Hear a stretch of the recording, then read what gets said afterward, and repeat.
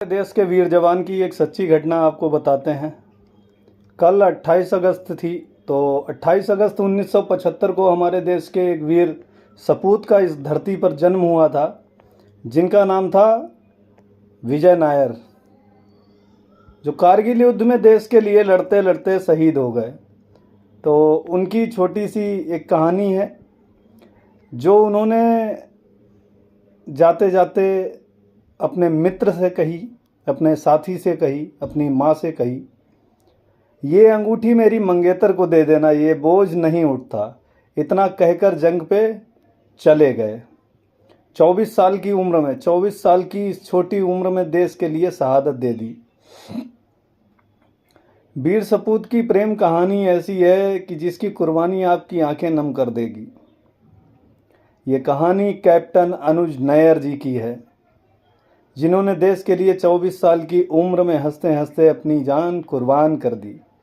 भारत माँ के इस बहादुर बेटे का जन्मदिन कल था। वीडियो मैं आज बना रहा हूँ क्योंकि मुझे भी जानकारी नहीं थी। मैंने भी कहीं न्यूज़पेपर या कहीं से मुझे जानकारी मिली है कि कल उनका जन्मदिन था। भारत माँ के इस वीर सपूत की माँ ने एक इंटरव्यू में बताया था कि कैप्टन अनुज नैयर जी का 28 अगस्त 1975 को दिल्ली में जन्म हुआ था। उनका बेटा अपने साथ पढ़ने वाली एक लड़की को पसंद करता था। ये उनके माँ के शब्द हैं। दोनों की सगाई हो गई थी और शादी की तारीख भी निश्चित हो गई थी। 10 सितंबर 1999 को अनुज की शादी होने थी, लेकिन वक्त को तो कुछ और ही मंजूर था। उन्हें तो देश प्रेम ने अभिभूत कर रखा था। देश के लिए उन्होंने अपने प्राण न्यौछावर कर दिए। 7 जुलाई 1999 को खबर आई कि कैप्टन अनुज नैयर जी वीरगति को प्राप्त हो गए। उनको द्रास का टाइगर भी कहा जाता है।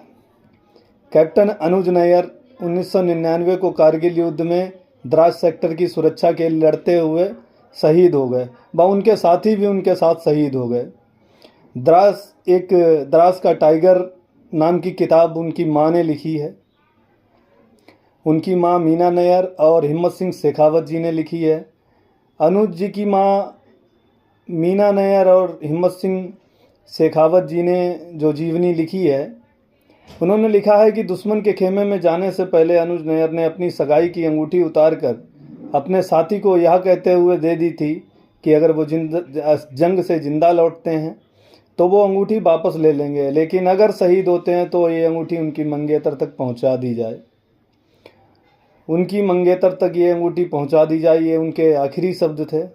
वह नहीं चाहते थे कि उनके प्यार की निशानी दुश्मनों के हाथ लगे, परंतु अफसोस, हमारा देश के वीर जवान 24 साल की उम्र में शहीद हो गए।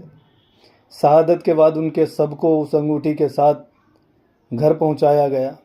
6 जुलाई 1999 को 17वीं जाट बटालियन को पॉइंट 4875 से दुश्मनों के खदेड़ने की जिम्मेदारी मिली थी।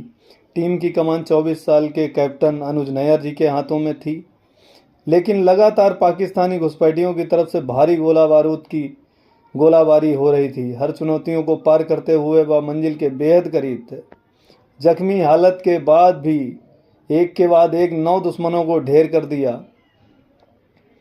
कैप्टन अनुज नैयर की टीम ने 4 में से 3 बंकरों को सफलतापूर्वक तबाह कर दिया, लेकिन चौथे बंकर को नष्ट करने के दौरान दुश्मनों की तरफ से दागे गए ग्रेनेड में कैप्टन अनुज नैयर शहीद हो गए।